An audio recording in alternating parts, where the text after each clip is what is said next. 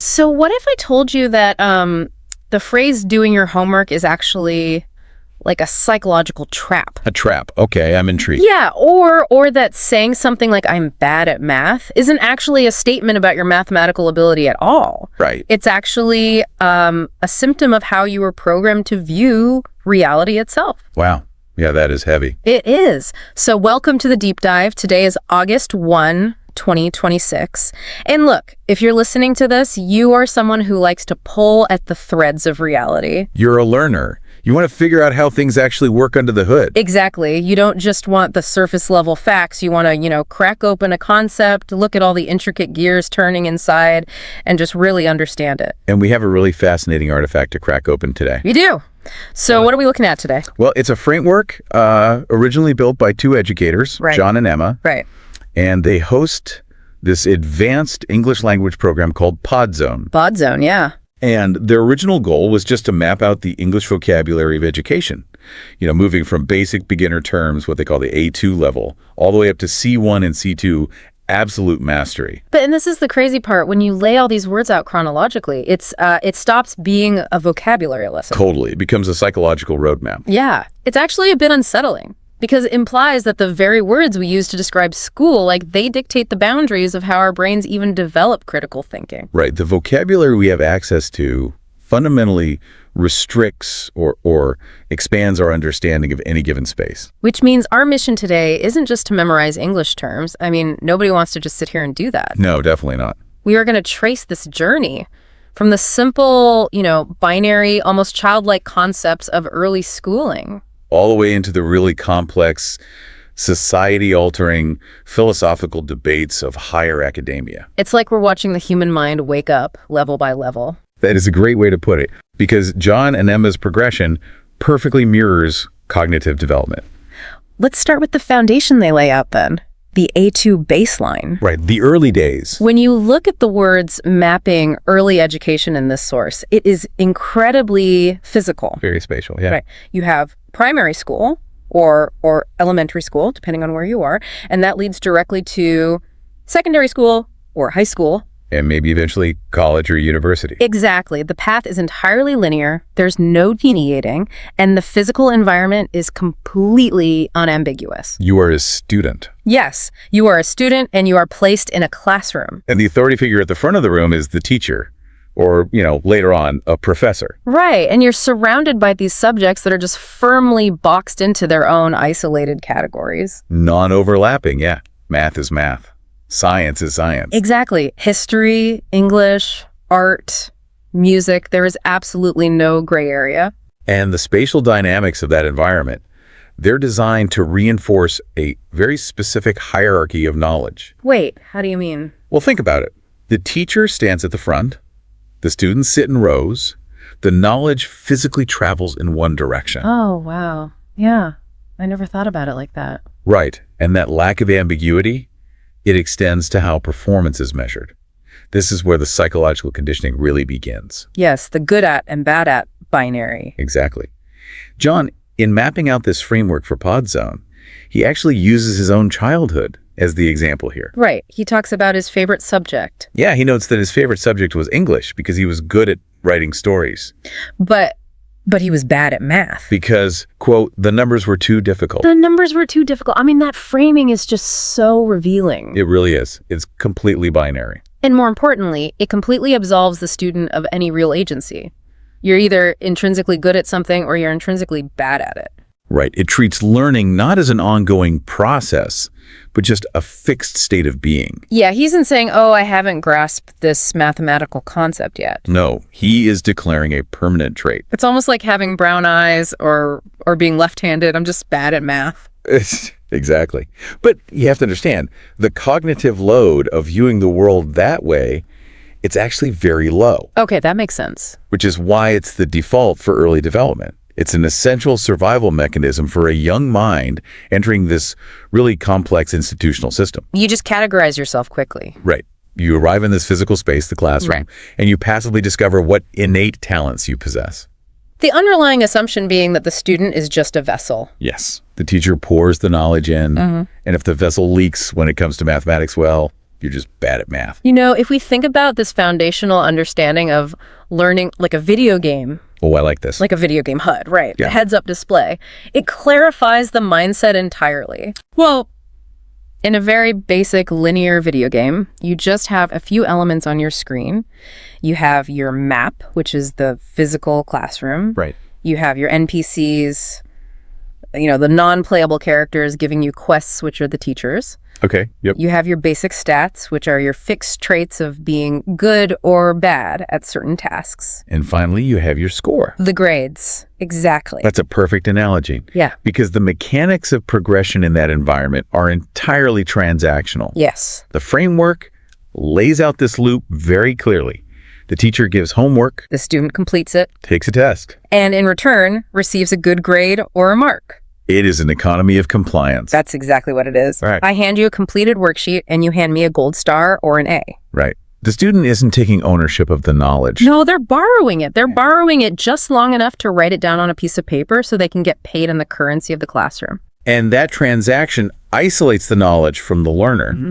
It remains this external object possessed by the institution. Yeah, the vocabulary of this stage homework, test, grade, win, it creates a closed loop where the learner has practically zero intellectual agency. They're just moving along a conveyor belt, fulfilling contracts. Fulfilling contracts, wow. But the friction arises because human cognition naturally resists remaining static like that forever. Right, the linear path eventually fractures. You can't stay on that conveyor belt forever. Exactly. Eventually, the student is forced to look up from the worksheet and make a decision. The vocabulary has to shift from passive observation to active participation. The video game suddenly requires real strategy. And that is when the learner realizes the good grade isn't enough to navigate the complexity of the adult world. Which brings us to what the framework calls the B1 evolution. Yes, the B1 level. This transition moves the learner out of the rigid classroom and into the realm of higher education and self-study. Psychologically, this is the birth of intellectual ownership, right? Exactly. The external structure kind of falls away, and the internal struggle begins. We see this immediately in the vocabulary of choice. Like suddenly, you aren't just handed a schedule on the first day of school. Right, you have to major in a subject. Like economics or computer science. You actually have to select specific modules or classes. You're charting your own trajectory. And the physical environment shifts to match that new agency, too. We get the introduction of the lecture versus the seminar. And the distinction between those two formats in the source is really critical. Break this down for us. Well, a lecture is defined as a professor delivering information to a massive, passive audience. So it's basically just a scaled-up version of the foundational classroom. Exactly. But the seminar, that's a smaller discussion group. Right. John points out in the text that a student might tolerate lectures, but explicitly prefers seminars because that is where they can actually discuss ideas. Discuss ideas. That shift from monologue to dialogue is massive. It's huge. Because at the foundational level, the student was just receiving homework. Now, they're expected to verbally wrestle with the concepts. The transaction is turning into a conversation. And to survive that shift, the mechanics of success have to evolve. You don't just go to class and wait to be tested anymore. No, you have to take notes. You have to write essays, Do assignments. revise for exams. The verbs become active. They really do. The burden of synthesis is placed entirely on the learner now. And this is key, with that newly acquired agency comes a profound psychological vulnerability. Because when you're the one steering the ship, you're also the one who can crash it. Precisely. This is where the concept of failure fundamentally mutates. The framework emphasizes that, quote, making mistakes is part of the learning process. Contrast that with the earlier mindset. Right.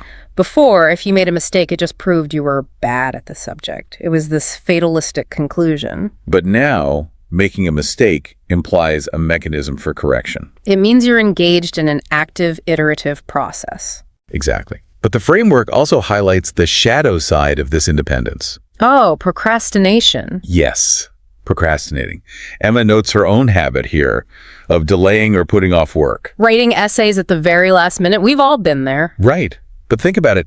Procrastination is a uniquely active form of failure. Wait, how do you mean active? Well, you cannot procrastinate if the teacher is managing your time minute by minute in a primary school classroom. Oh, wow. Yeah. It requires autonomy. It does. It's almost a defense mechanism against this new vulnerability. How so? Well, think about it. If you wait until the last minute to write the essay and you get a bad mark, you can tell yourself, well, I didn't really try. Oh, right. It protects your ego from the terrifying possibility that you might try your absolute hardest and still fail. That is a great point. Procrastination is the friction between the desire for agency and the terror of accountability. Yes. The vocabulary here, revising, discussing, making mistakes, procrastinating it, paints a picture of learning not as a straight line, but as a messy, turbulent, deeply internal negotiation. It really does. But, okay, let me push back on this narrative of glorious independence for a second. Go for it. Because even with all this new agency, the seminars, the active verbs, the ownership of time, isn't the entire structure still obsessed with the final transaction? Okay, I see where you're going. Look at the end game defined in this B1 stage. When you finish all this internal wrestling, you graduate. Right. You receive a degree, like a bachelor's, and the official diploma or certificate is what, quote, opens doors. Yes, that's in the text. So despite the illusion of intellectual dialogue, haven't we just replaced the childhood good grade with an adult piece of paper? That exact tension is the defining characteristic of this stage. Okay, so they're still trapped. In a way. The student has gained agency in how they study, but they are still entirely subservient to the institution's definition of why they study. The goal remains external validation. Exactly. The diploma is just a socially agreed upon currency. It's a more sophisticated transaction, yes, but it is still a transaction. The knowledge is ultimately a means to an end. It's like the learner upgraded from that linear 8-bit video game into a massive open-world RPG, but they're still just playing to unlock the final achievement trophy. That's spot on. The game is bigger, but the motivation is exactly the same. And that realization has to be the catalyst for the next cognitive leap, right? It is, because the learner eventually recognizes that jumping through the institutional hoops to secure the degree does not magically bestow wisdom. The piece of paper doesn't change who you actually are. Right. And when you realize the artifact is hollow, you inevitably turn your attention to the machine that manufactured it. You start critiquing the system itself. Exactly. And that launches us into the analytical mindset, the B2 critique. Oh, this is where the gloves come off. Completely.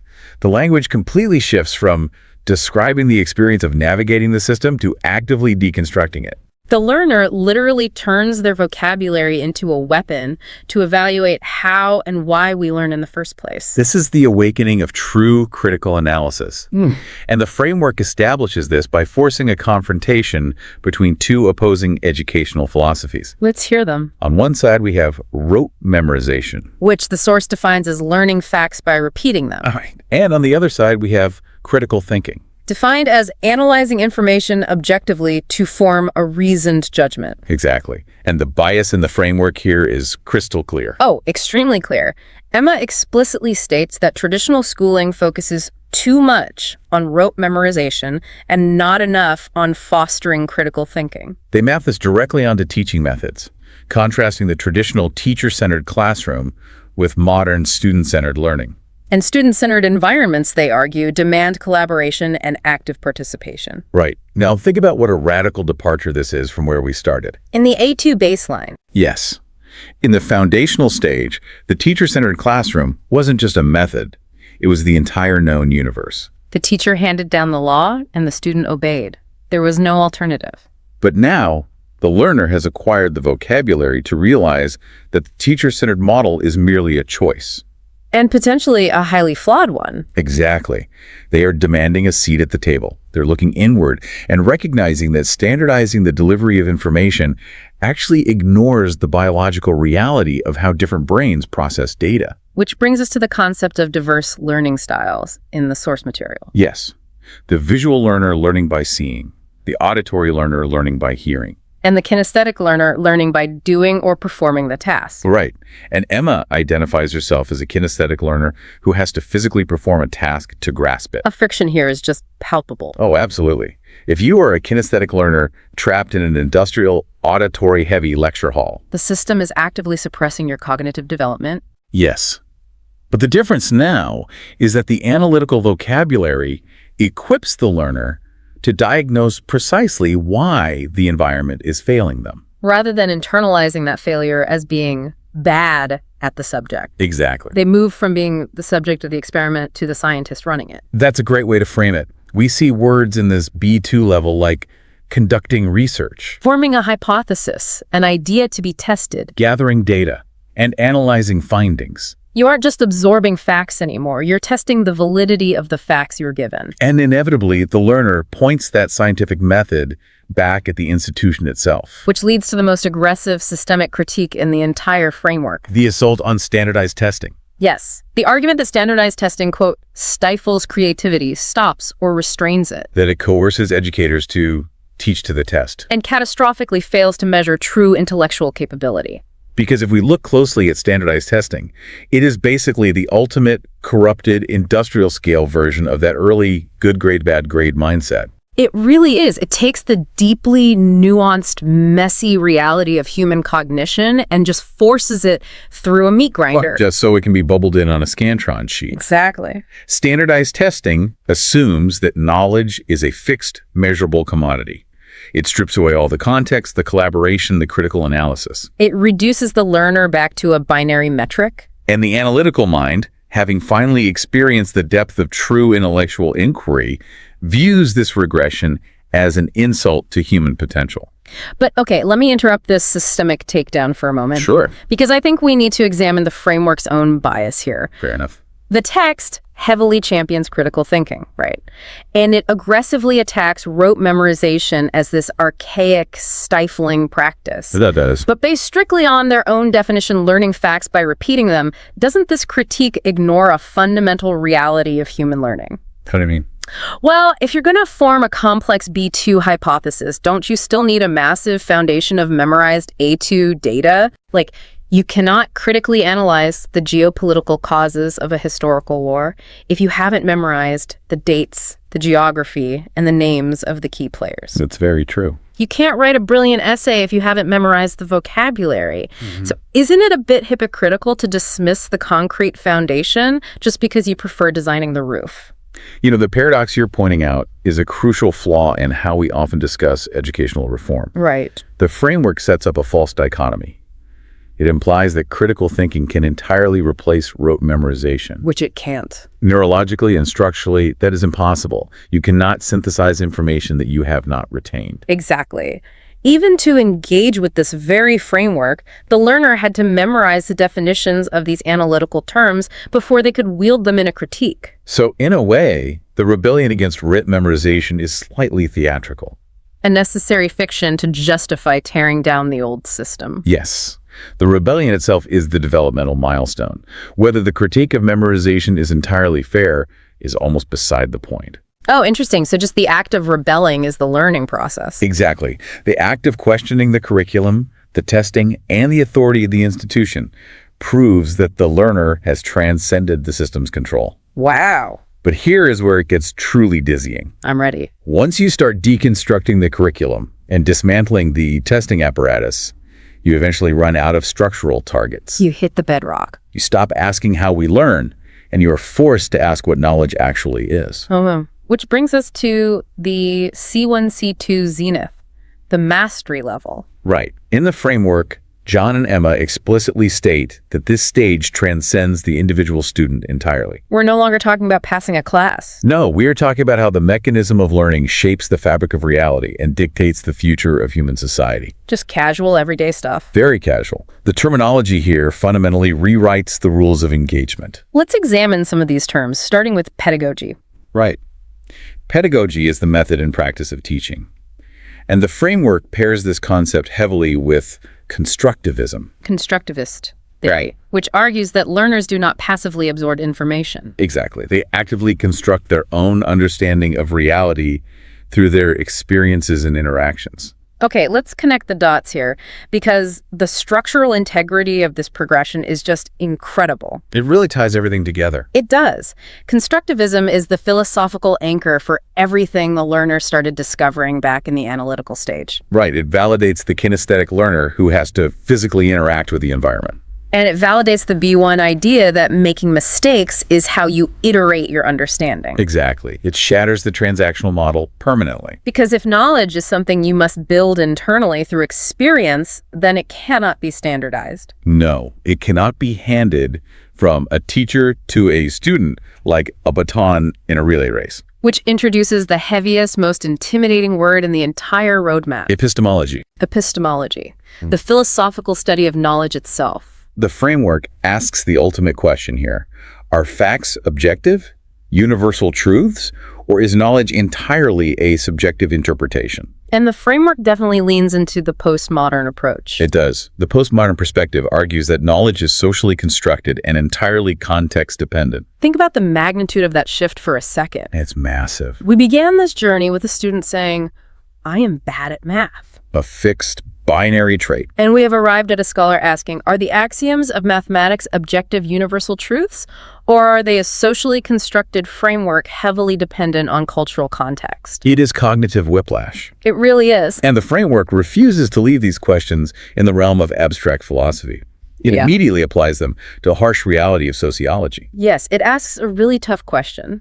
Does education actually promote social mobility, or does it merely continue indefinitely existing socioeconomic inequalities? Which introduces the clash between meritocracy and systemic disparity. Meritocracy. The ideal that success is determined purely by an individual's ability and effort, completely independent of their social class or background. It is the promise that if you work hard, you will succeed. But the framework counters that ideal. It references the sociological reality that educational systems often function to lock people into their existing socioeconomic bracket. Right. And if we look back at our earlier stages through this new postmodern lens, the entire narrative changes. How so? Well, if an A2 student gets a bad grade or a B1 student fails to get their diploma, the meritocratic view says they lacked ability or they procrastinated. It is their fault. Right. It puts the blame entirely on the individual. But the C1, C2 sociological lens asks a much more dangerous question. Was the system architected in a way that guaranteed their failure based on their socioeconomic context? Exactly. Is the standardized test actually measuring intelligence, or is it merely measuring a student's proximity to cultural capital and resources? Wow. It's asking if the game has been rigged from the very moment we sat down in that primary school classroom. That is exactly what it's asking. And if the institutional game is rigged, if the one-size-fits-all industrial model of schooling is fundamentally broken, what is the alternative? This is where the framework pivots toward a highly optimistic vision of the future. The democratization of knowledge. Yes. Yeah. The idea that the physical walls of the classroom have been obliterated by the internet. We now have access to lifelong learning, self-directed education, global online modules. And as John and Emma are very keen to highlight in the Source podcasts. Of course, podcasts. But the point is, the learner is completely unshackled from the geographical and institutional limitations of the past. Right. And the ultimate solution presented here is personalized learning.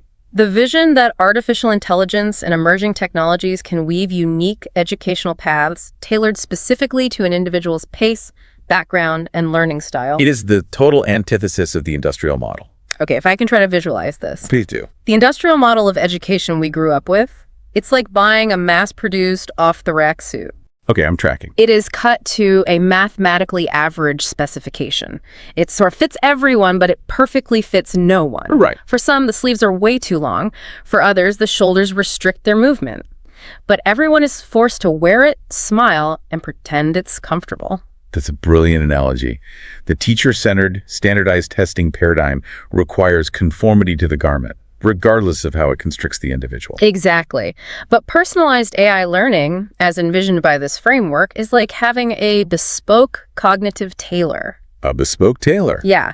This tailor takes your exact intellectual dimensions. They know if you need visual aids. They know your threshold for frustration. They map your precise pacing. And they weave an educational garment that fits the contours of your brain flawlessly. Yes. It is an incredibly seductive vision. The framework synthesizes philosophy, sociology, and technology to articulate a future where the oppressive friction of the old system is just smoothed away by personalized algorithms. The evolution of the learner is theoretically complete. They've gone from a passive child, hoping for a good mark in a rigid hierarchy, to an active architect of their own continuous, infinitely customized cognitive expansion. It really is staggering to look back at the distance we've covered today. It is a massive journey. I mean, we started by looking at a hypothetical kid sitting at a desk, pointing at a chalkboard, taking a spelling test, and hoping for a gold star. It was simple, safe, and entirely binary. And just by following the breadcrumbs of the vocabulary used to describe that experience, we ended up interrogating the objective nature of reality. Debating the societal myth of the meritocracy. And tearing down the industrial model of human development. We unpacked the entire psychological awakening of the human mind just by examining how we talk about school. It is a powerful reminder that the words we use are never just inert tools for communication. No, they aren't. They are the invisible architecture of our worldview. Which leaves us with a final lingering thought. There we go. Because as much as this deep dive has unpacked the framework presented by John and Emma, I want to push one step beyond their optimistic conclusion. I want you, the listener, to carry this question with you today. The framework champions the democratization of knowledge and positions AI-driven, bespoke, personalized learning as the ultimate cure for the broken, one-size-fits-all industrial model. But remember, this same framework introduced the postmodern idea that knowledge is socially constructed and heavily dependent on context. Right. So here's the question. What happens to a society when every single citizen is learning from their own perfectly personalized, bespoke, completely isolated AI curriculum? Oh, wow. If your AI tailor constructs a reality that perfectly fits only your biases and learning styles, and my AI tailor constructs a reality that perfectly fits only mine, Right. if we completely abandon the friction of the industrial one-size-fits-all model, do we also lose the shared, standardized reality that allows us to communicate with each other in the first place? The pursuit of perfect individualization might ultimately destroy our capacity for collective understanding. When everyone is playing on their own perfectly customized video game HUD, maybe we are no longer playing on the same map. That is a chilling thought to end on. Thank you for bringing your curiosity to this deep dive today. Keep questioning the words you use, keep unpacking the architecture of the world around you, and never stop looking for the deeper mechanics hidden in the everyday. We'll catch you on the next one. It's incredibly easy to forget just how much reading you actually do in a given day. And I am talking directly to you, the person listening to this right now. Oh, yeah, it's almost invisible to us at this point. Right. If you really stop and think about it, from the very moment you wake up, your eyes are just, constantly scanning and processing text. Yep, the morning scroll. Exactly, the morning scroll. You're skimming through this mountain of emails, you're scrolling through social media feeds, parsing through dense reports for work, or maybe you're just reading the menu at the local coffee shop. Yep, endless. It really is. Your brain just exists in this state of perpetual text consumption. But I want you to pause for a second today and consider something fundamentally different. I want you to think about how you actually process, and maybe more importantly, how you talk about the books that shape your worldview. Because it is a totally different muscle. Yeah. The way we process a quick text message or, a utility bill is entirely different from how we process a narrative. And yet, we rarely stop to examine the actual hidden mechanics of that deeper processing. We really don't. We just kind of treat everyday reading as a utility, right? Like a simple transfer of data. It's totally transactional. Yeah, you read the menu to get the coffee. Exactly. You read the email to know what time the meeting is. But when we engage with a book, we are stepping into a completely different cognitive arena. We're leaving the transactional stuff behind and entering the experiential. Right. And the language we use to describe that experience, it isn't just a matter of, having a good vocabulary or sounding smart. It actually dictates the depth of our understanding. Wait, so the words we use actually limit what we understand? Absolutely. We are essentially bound by the linguistic tools we have at our disposal. I mean, if you only have basic words to describe a story, your processing of that story remains, somewhat basic. But as your vocabulary expands, your cognitive map of the narrative expands right along with it. That makes total sense. And I think that brings us to the really fascinating framework we are cracking open for this deep dive. It's such a cool framework. It really is. What we're looking at today actually began its life as a linguistic map. It was originally designed as this multi-level guide for language learners. Right, like teaching English as a second language. Exactly. It was structured to take someone from the most basic foundational vocabulary all the way up to absolute fluency.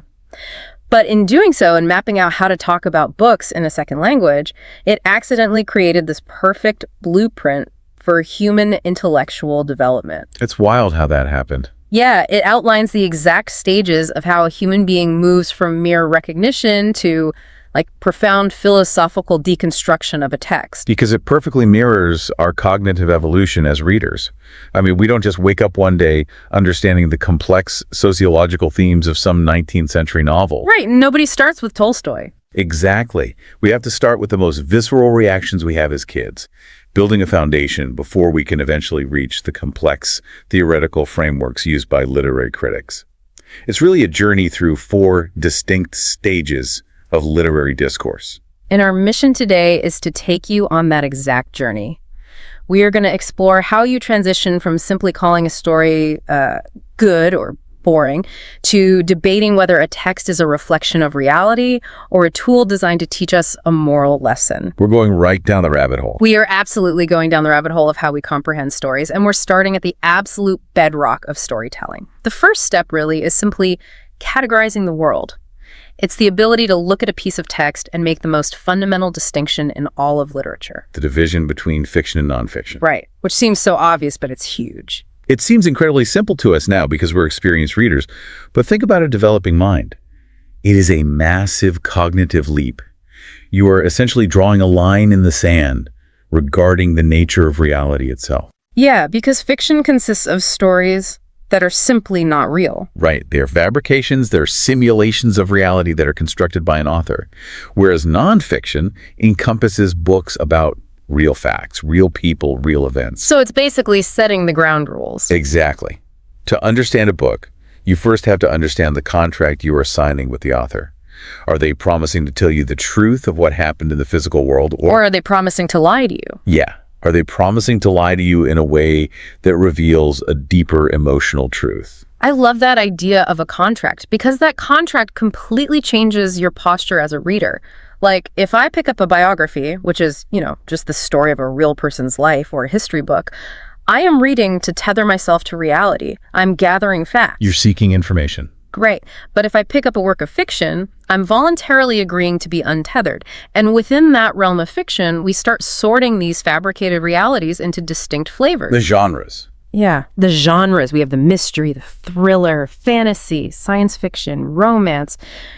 To me, this stage feels exactly like learning the primary colors before you can actually start to paint. Oh, that's a great way to put it. Or to use a different analogy, it's like taking this massive bin of mixed Lego bricks and sorting them by shape and color before you can even begin to build a castle. You have to know what pieces you're working with. You absolutely do. Yeah. You cannot appreciate the architecture of the castle without understanding the individual blocks.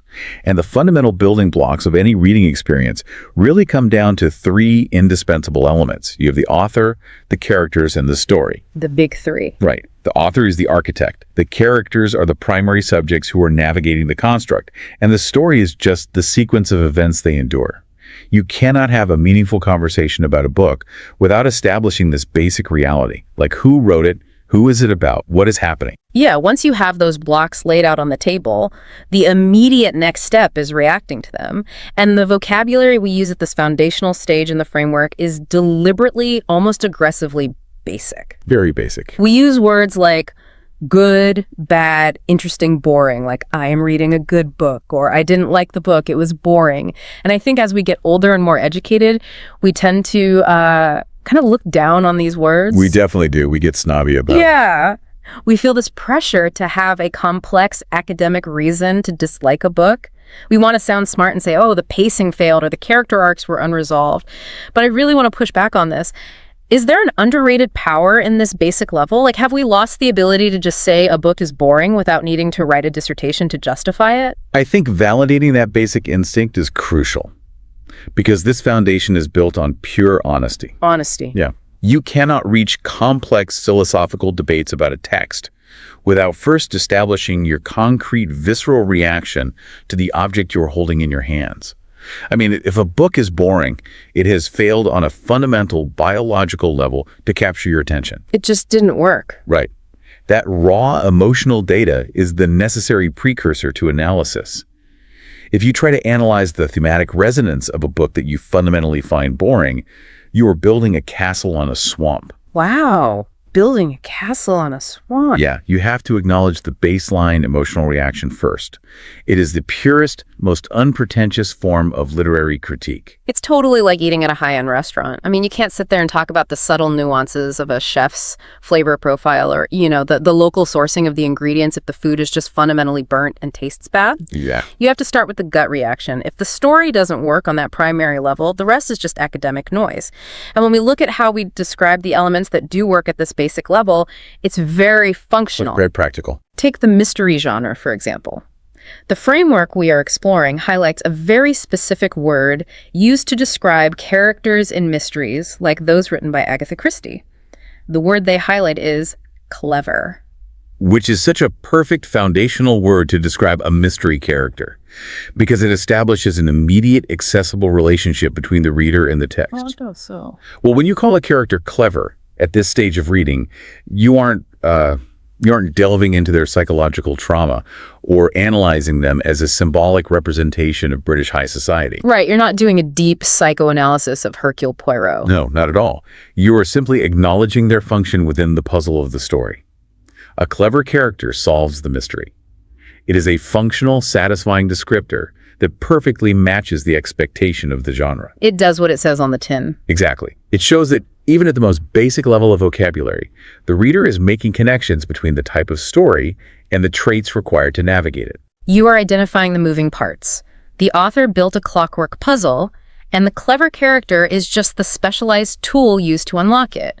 It's a very grounded, practical way of looking at a book. It is. You're just laying out the pieces. But of course, human curiosity doesn't really let us stay at that foundational level for long, does it? Ever. We get bored too easily. Right. Once you have those basic building blocks and you've decided whether the experience is good or boring, your brain naturally gets restless with just a static picture. You want movement. Yes. You move from identifying the what to questioning the how. Okay, let's unpack this.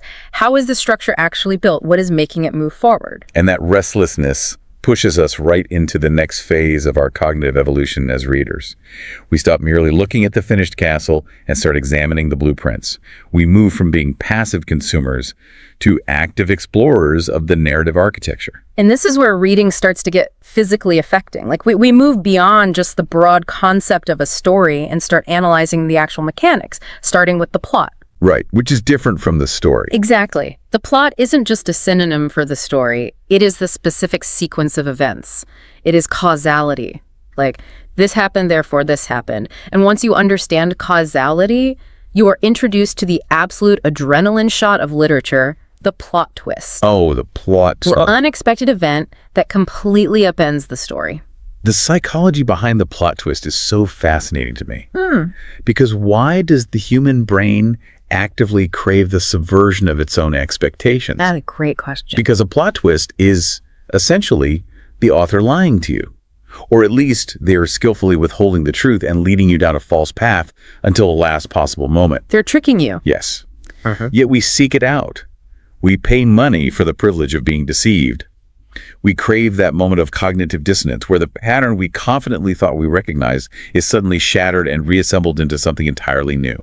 Because it proves we are playing a game. I mean, a plot twist only works if the reader is actively trying to predict the outcome, right? You can't be shocked by a twist if you weren't constantly trying to guess the ending in all those chapters leading up to it.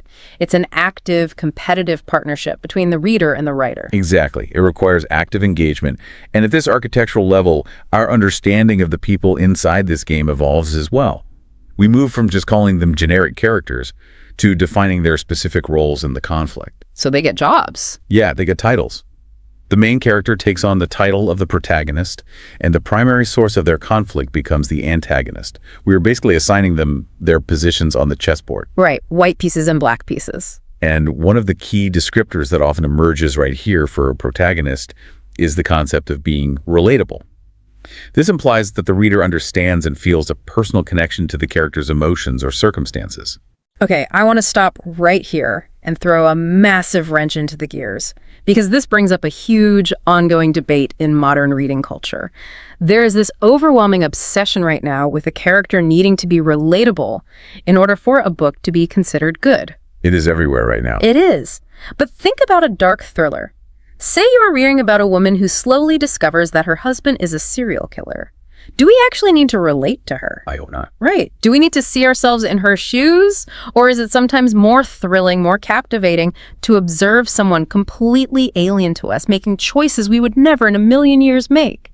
Does the constant demand for relatability actually limit the scope of the stories we're willing to engage with? That is such a vital distinction to make. I mean, the desire for a relatable character stems from a very natural search for empathy. We want to see ourselves reflected in the narrative so we can safely process our own emotions. Like a safe practice run. Exactly. We practice feeling fear or confusion or grief through the protagonist's simulated experiences. It is comforting. However, demanding relatability as a prerequisite for quality is a dangerous trap. Why dangerous? Because if we only read about protagonists who mirror our own values, our own backgrounds, and our own predictable reactions, we severely limit our exploration of the human condition. Sometimes the most gripping narrative architecture is a building we would never, ever want to live in. We want to tour the haunted house. We don't want to move our furniture into it. Oh man, tour the haunted house, don't move into it. I absolutely love that. We can find a protagonist endlessly fascinating or even, completely repulsive without needing to see our own reflection in them. Exactly. And speaking of the physical act of touring these narratives, this phase of our reading evolution also involves a hyper-awareness of our actual behavioral habits. Like, we don't just talk about the text anymore. We talk about the medium delivering the text. The physical object. Yeah, we become aware of paperbacks versus hardcovers, ebooks, e-readers. We start noticing the difference between borrowing a book from the local library versus buying a pristine, brand new copy from a bookstore. Because the medium profoundly affects the phenomenology of reading. The physical habit is a crucial aspect of the reader's experience.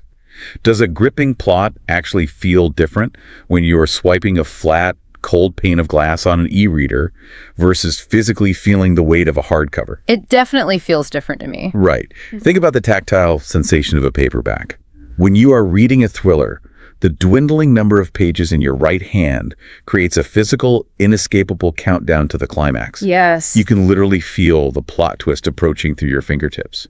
An e-reader's little percentage bar at the bottom of the screen simply cannot replicate that visceral physical tension. That physical countdown in your right hand is so real. You can feel the remaining story getting thinner and thinner, and your heart rate actually speeds up. It does. And that physical tension is perfectly reflected in the elevated emotional descriptors we start using at this stage. Like, we've moved way beyond just calling a book good or interesting. Now we use words like gripping. We call a story captivating. We talk about reading a bestseller, and we use that classic universal phrase, I couldn't put it down. That phrase is so telling. It is. Look at those words. They're very physical, almost aggressive. The book is gripping you. It has captivated, literally captured you. You physically cannot put the object down. The power dynamic has entirely shifted. At the foundational level, you were sitting in judgment of the book. You decided if it was good, bad, or boring. You were in control. Right. But at this explorer level, if the architecture is sound and the plot is engineered correctly, the book takes control of you. The suspense of the plot and the tension of the protagonist's struggle physically compel you to keep turning the pages. Yeah. The story is no longer something you are just looking at. It is acting upon you. It is a total hostage situation, but a completely voluntary one. A gripping plot and a shocking twist will keep you reading until 2 a.m, long after you promised yourself you'd go to sleep. But here's the inevitable reality. Eventually, the book ends. You turn the last page, the adrenaline fades, your heart rate returns to normal, and you go to sleep. And then you wake up. And then what? What happens the next morning? Because a plot twist is a quick sugar rush, but what actually lingers in your mind days, weeks, or even years later? To find out what gives a story its lasting power, its actual nutritional value, we have to look beneath the architecture. We have to find the hidden meaning. And that transition requires a significant cognitive shift. We must move from experiencing the visceral thrill of the story to interrogating the machinery behind the story. Here's where it gets really interesting. Yes, we must become literary analysts. This is the art of literary analysis. At this level, we aren't just readers anymore. We are detectives looking for the underlying code. We start looking beyond the sequence of events to discuss the deeper themes. The themes are everything at this stage. Yeah, themes are the bedrock of the book. the main ideas the author is actually trying to communicate using the plot as a delivery vehicle. We are talking about massive concepts here. Love, justice, mortality, the painful friction between tradition and modernity, or the crushing weight of social injustice. The heaviest stuff. Right.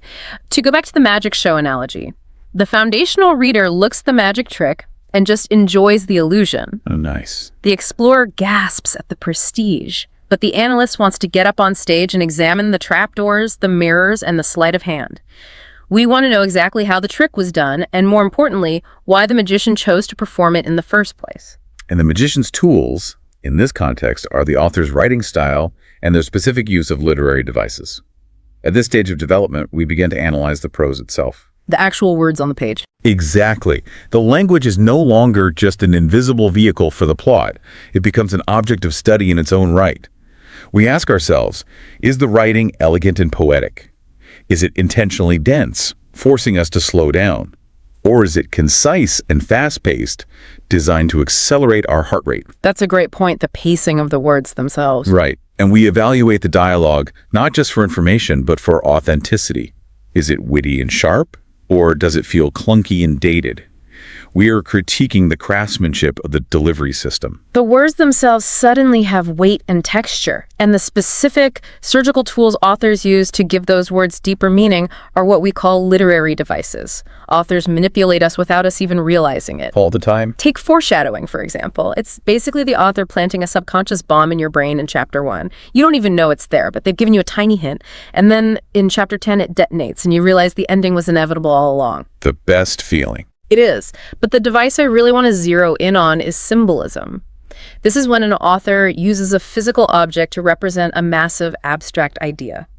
And the framework we are using gives this incredibly evocative example. It describes a reader discussing a classic novel and pointing out that the recurring image of a broken clock is a powerful symbol for the character's inability to escape their past. Let's really pull apart that specific symbol because it perfectly encapsulates how the analytical mind works. Okay, yeah, let's do it. If you are reading at a purely foundational level, a broken clock in a scene is just a piece of furniture. It's set dressing. Right. It's just a thing in the room. Exactly. Now, if you are reading for plot, maybe you think the broken clock is a clue. Perhaps it establishes the time of a murder. Oh, like Agatha Christie. Yes, yeah, exactly. But to the analytical reader, the broken clock carries the entire psychological weight of the narrative. Think about it. What does a clock do? It measures the progression of time. Therefore, a broken clock represents time stopping. It's a freezing of progression. Right, it means the future has basically been canceled for whoever lives in that house. Precisely. If a character is living in a house with a broken clock and the author keeps drawing your attention to it, the author is telling you, without ever explicitly stating it, that this character is trapped. Wow. They are paralyzed by trauma, by nostalgia, or by a past mistake they cannot undo. They are stuck in the exact moment that clock stopped ticking. The physical object in the prose becomes a tangible manifestation of human psychology. That is so powerful. This is how brilliant authors communicate impossibly complex emotional states without resorting to clumsy, direct exposition. They let the objects absorb the human pain. It forces the reader's subconscious to do all the heavy lifting. You feel the stagnation, the heavy, suffocating air of the character's life, simply because your brain keeps registering this dead piece of machinery on the mantle. And how we receive these symbols is entirely dependent on another concept we start to recognize at this stage: narrative perspective. We begin to differentiate between first-person perspective, the I saw, I did, and third-person perspective, the he saw, she did. Right. But the most crucial paradigm-shifting concept that emerges here is the idea of the reliable narrator. We finally stop to ask, who exactly is telling me the story, and why on earth should I trust them? The realization that a narrator might be unreliable is the birth of literary paranoia. Literary paranoia, I love that. It really is. Up until this point in our reading evolution, we operate on a fundamental assumption of good faith. We assume the author is telling me a story, and the story is the objective truth of that fictional world. We just believe them. Right. But when you realize the person narrating the story might be actively lying to you, or might be deeply mistaken, or perhaps even losing their grip on reality, the ground completely falls out from under you. It's basically literary gaslighting. It is. You have to start interrogating the text on every single page. Why is the narrator presenting this specific event in this specific way? What detail are they conveniently leaving out? Yeah, what aren't they telling me? Exactly. It forces the reader to become an active detective, not just of the events of the plot, but of the psychology of the voice telling the story. The author is actively manipulating the reader's trust as a deliberate literary device to create suspense and force deeper engagement. It completely rewrites your relationship with the book. You can't just passively consume it while sitting on the couch. You have to constantly check the narrator's math. You are constantly looking for the seams in their story. You're on high alert. Always. And this level of deep, paranoid structural analysis is very often applied to what we broadly categorize as a classic. A classic is generally defined as a book that has remained influential and deeply respected over a long period of time. They are almost always described as thought-provoking. But there is a fascinating tension here. People often admit that reading a classic can be a struggle. The prose is often quite dense, and the dialogue can feel incredibly dated. Yet at the same time, the critique of society within the book, say, a critique of the class system, remains incredibly painfully relevant today. This tension is the defining characteristic of engaging with historical texts. As an analytical reader, you develop the intellectual maturity to separate the aesthetic friction of the past from the timeless relevance of the ideas. The aesthetic friction, right? Yes, the dialogue in a novel from 1850 might feel stiff and dated because the vernacular of the 19th century is simply not the vernacular of today. And the prose might feel exhaustingly dense because authors in the 1800s were not competing with smartphones and the rapid-fire pacing of modern media. They had all the time in the world. Exactly. They had the luxury of expansive, unhurried exposition. But if you can push through that stylistic friction, you discover something profound. What do you find on the other side of that dense prose? You find that the foundational human conflicts have not changed one bit.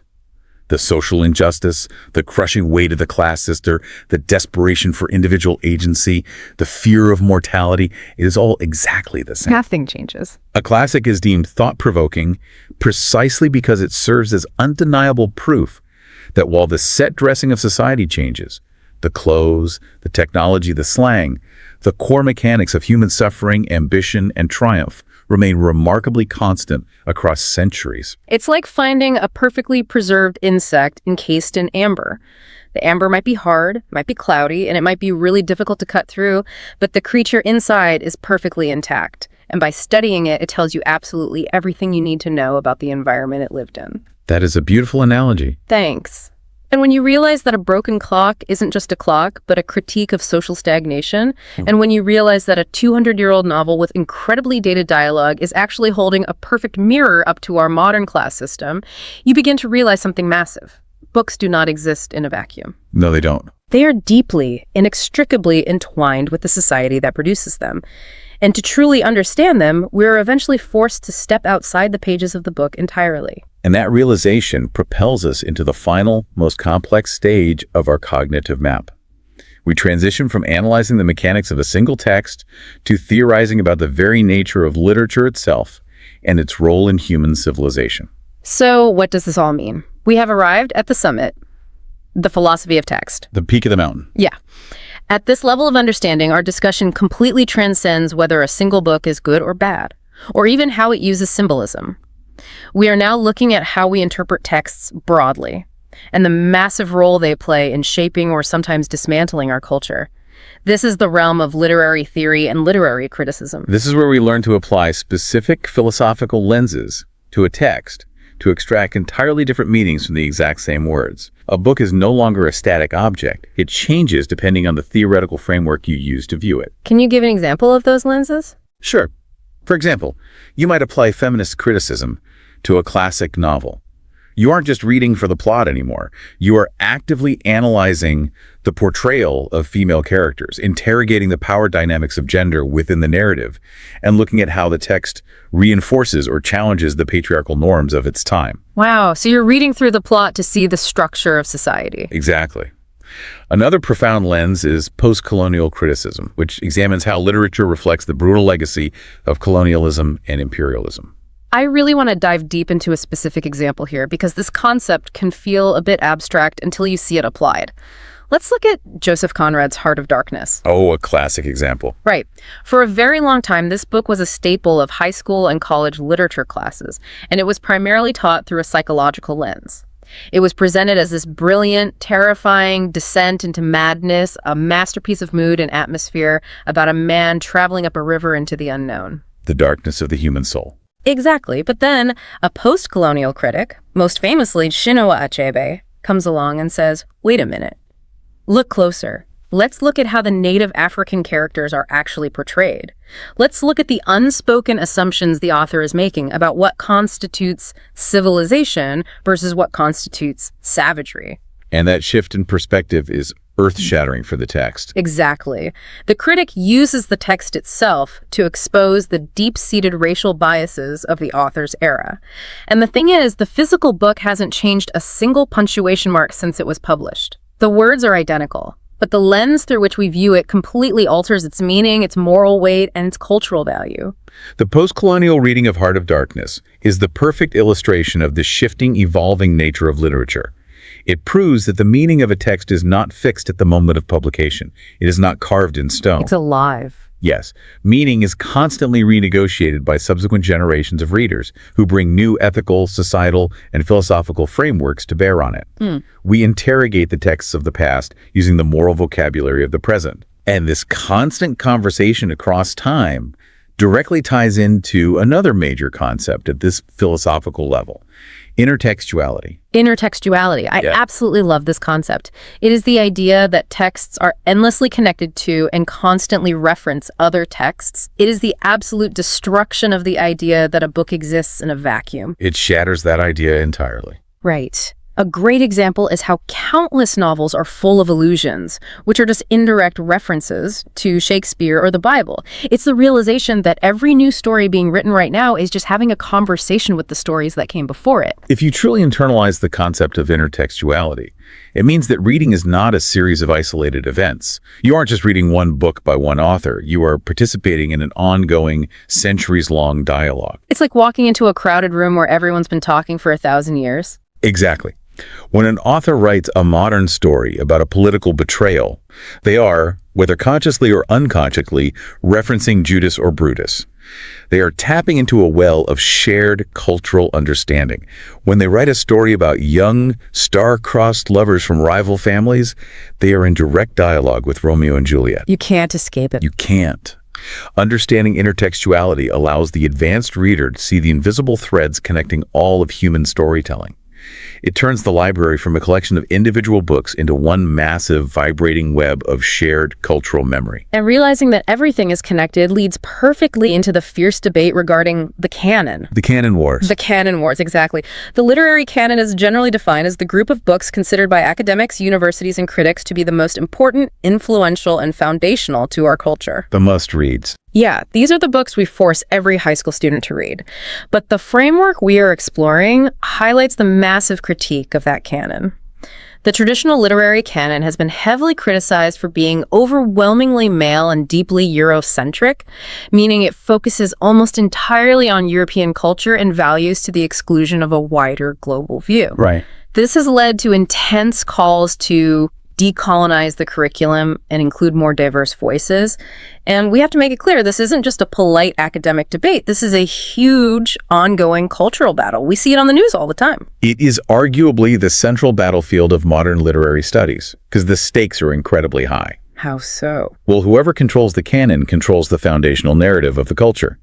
If the canon, the definitive list of books we tell young minds contain the ultimate truths of humanity, is entirely male and Eurocentric, we are essentially sending a message that only male, European perspectives contain universal truths worthy of deep study. Wow. We are saying that only their pain, their ambition, and their societal structures matter. It's basically a form of gatekeeping human experience. Exactly.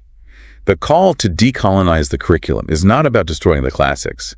It is a demand to recognize that profound literary architecture, complex themes, and brilliant prose are not exclusive to one specific demographic. Right. It is an argument that our shared cultural web of intertextuality, the vibrating web we just discussed, is currently missing vital threads from marginalized voices.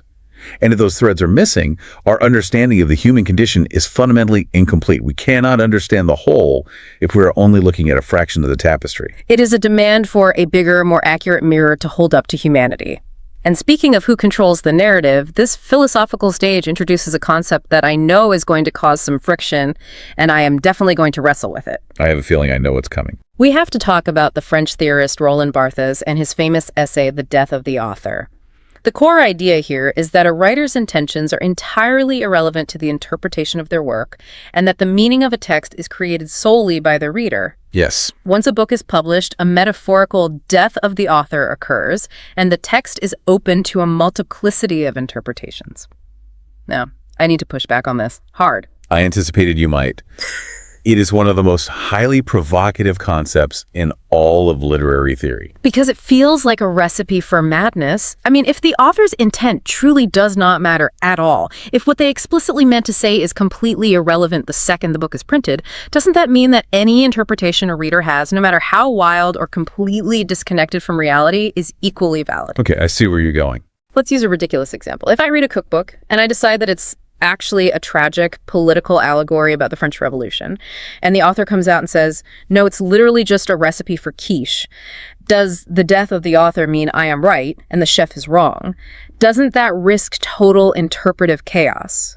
Doesn't it destroy the entire point of human communication if the sender's intent is just casually ignored by the receiver? It is a vital and completely understandable objection. And it's the exact reason why this concept resides at the absolute peak of literary theory. It requires a lot of nuance. To address your pushback directly, Barthes is not advocating for interpretive anarchy. But it sounds like it. He's not saying a cookbook is a political thriller. The text itself still provides the absolute boundaries of the debate. Yeah. You still have to use the actual literal words printed on the page to build your argument. You can't just invent things that aren't there. Okay, so there are rules. Yes. What Barthes is dismantling is the tyranny of the author as the ultimate, unquestionable authority on what a text means. I'm still struggling with how we separate the creator from the creation. How can they not be the ultimate authority on something they built from scratch? Think of it this way. An author writes a novel based on their conscious intentions. They want to tell a specific story. But authors are merely human. They have subconscious biases, deeply ingrained cultural assumptions, blind spots, and unexamined prejudices. Sure, we all do. Because of this, they put things into the text they don't even realize are there. They weave their own subconscious into the fabric of the prose. If we, as readers, only accept what the author intended to put there, we miss everything else. Okay, wait, the subconscious bleeding into the work? That actually makes sense. Let's go back to the post-colonial reading of Heart of Darkness we discussed earlier. The author, Joseph Conrad, likely did not intend to write a book exposing his own era's deep-seated racial biases. His conscious intention was likely to write a critique of Belgian imperialism and the darkness of the human soul. Right, he was focused on the ivory trade. But the racial biases of his time are woven into the text regardless. They are in the descriptions, the dialogue, the assumptions. If we rely solely on Conrad's intent as the final word on the book's meaning, we cannot make the post-colonial critique. Oh, because he didn't mean to do it. Exactly. We would have to ignore the racism because he didn't intend it to be the focus. The death of the author empowers the reader to find truths in the text that the author themselves was completely blind to. It doesn't cause chaos. It allows for a multiplicity of interpretations that enriches culture. It acknowledges that once a piece of art enters the world, it grows beyond the limitations of its creator. Wow. Yeah. Okay, that completely reframes it for me. It's not about ignoring the author just to be chaotic and rebellious. It's about freeing the text from the limitations of the author's own self-awareness. You are allowing the book to be smarter, or perhaps more flawed, than the person who wrote it. The book becomes a living, breathing organism that interacts dynamically with whoever picks it up. And that interaction leads us perfectly to the final perennial debate of this cognitive journey, which might honestly be my favorite part of this entire framework. It asks the ultimate question about the function of literature in human society. We have these two incredible, heavyweight philosophical concepts to frame this debate. Is literature primarily mimetic, meaning its function is to imitate reality? Or is it didactic, meaning its fundamental function is to teach us or instruct us? It is the ultimate philosophical dichotomy, and it has defined literary arguments for millennia. Is a book a mirror, meant to hold up to society and accurately reflect all its flaws, ugliness, and beauties without judgment. That is the mimetic function. Its only loyalty is to accurate representation. The mirror. Or is a book a hammer, meant to shape society, to forge moral character, and to instruct us on how to be better citizens? That is the didactic function. Its loyalty is to moral improvement. A mirror or a hammer. That imagery is just so clarifying. If you believe a book is just a mimetic mirror, its only obligation is truth. Even if that truth is incredibly ugly or unresolved or violent or deeply depressing, the book has succeeded if it accurately reflects the reality of human nature. Yes, exactly. But if you believe a book is didactic, if it is a hammer, it suddenly has a moral obligation. It has to guide the reader toward a specific ethical conclusion. It has to teach a lesson. The bad guys have to be punished and the good guys have to be rewarded, so the reader learns how to behave. And this debate is not new. It has raged since the ancient Greeks. Plato famously distrusted poets and playwrights because he feared their mimetic art would corrupt people's morals. Really? Plato. Yes. He believed that if you showed people behaving badly on stage, the audience would imitate them. He wanted didactic stories that explicitly taught good citizenship and moral virtue. And the fascinating thing is, we still have this exact same debate today. Every single time a controversial book is published or a controversial movie is released. We totally do. You see it constantly in the discourse online. When people argue that a novel shouldn't depict certain toxic behaviors, like drug abuse or abusive relationships, because it might glorify them or negatively influence young readers, they are arguing from a strictly didactic standpoint. They believe the book is a hammer that will shape young minds poorly. They want the hammer to build something good. Right. But when defenders of that same book say it is merely portraying the harsh reality of the world exactly as it is, and that hiding from the truth helps no one, they are arguing from a mimetic standpoint. The book is a mirror, and you cannot blame the mirror for the ugly reflection it shows you. It changes absolutely everything about how you evaluate a piece of art. Because if you judge a mirror by how well it works as a hammer, you are going to be furious. That's a great way to put it. You'll just break the mirror. And I want to connect this directly to you, the listener, right now. Think about the physical books sitting on your nightstand or the digital library on your e-reader. Think about the movies you watch. Are the narratives you naturally gravitate toward serving a mimetic function for your life or a didactic one? That's a profound question to ask yourself. Right. Do you read to see your own complex, messy, unresolved reality reflected back at you so you feel a little less alone in the world? Or do you read to be instructed, to be given a clear moral compass, to be hammered into a better, more virtuous version of yourself? Most of us probably bounce back and forth between the two, depending on our mood. But identifying what you are actually seeking when you open a narrative is a profound moment of self-discovery. It truly is. And what this entire intellectual progression demonstrates is that the journey from recognizing a book as fiction to debating its didactic versus mimetic function is not just a journey of acquiring bigger vocabulary words. No, it's so much more than that. It is the literal evolution of critical thinking. It is the process of learning how to engage with the world. It absolutely is. Let's briefly synthesize this massive journey we've taken through these 4 stages of literary consciousness. We started at the bedrock, the foundational level, dealing with the essential categorization of fiction versus nonfiction. We gave ourselves permission to have raw, biological, simple opinions, to just declare a book is good or boring without needing an academic excuse. Yeah, and we leveled up. Then we evolved into explorers, examining the architecture of the plot, feeling the emotional and physical grip of a plot twist, and acknowledging how the medium, the paperback versus the screen, changes the message. From there, we dove under the surface as analysts. We decoded the magician's tricks, dissected the prose, and unpacked the heavy psychological weight of symbols like that haunting broken clock. We learned to distrust the narrator and check their math. And finally, we arrived at the philosophical peak, where we debated the massive cultural implications of the Eurocentric canon, the shifting lens of post-colonial criticism, the mimetic mirror versus the didactic hammer, and the deeply provocative idea of the death of the author. It's quite a trip. We have seen how a simple paperback book, something you can just buy at an airport for $10, is, in reality, a gateway into the most complex, vital conversations humanity can possibly have about its own condition. It is a testament to the enduring, almost terrifying power of the written word. We began this discussion by noting how much utilitarian text we consume daily, just to survive our routines. The menus and the emails. Right. But when we engage with literature using the full spectrum of these cognitive levels, we elevate text into art, and we turn the solitary act of reading into a profound act of cultural participation. It really is. And as we wrap up this deep dive, I want to leave you, the listener, with one final provocative thought. It's a thought that builds purely on the ideas of intertextuality and Roland Barthes' Death of the Author that we just spent so much time debating. I like where this is going. Think about what we have just done for the last hour.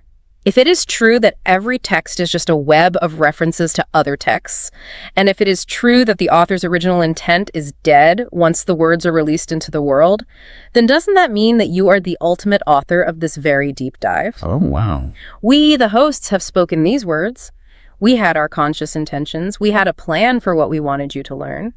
But as you listen, as you process our voices through the entirely unique filter of your own life experiences, your own subconscious biases, and your own memories of the books you have loved or hated, you are creating a meaning that we couldn't possibly intend or control. We've literally lost control of the deep dive. Exactly. The moment our words reach your ears, our intent dies and your interpretation is born. You aren't just passively listening to a deep dive. By applying your own cognitive map to our words, you are actively writing its final chapter in your own mind.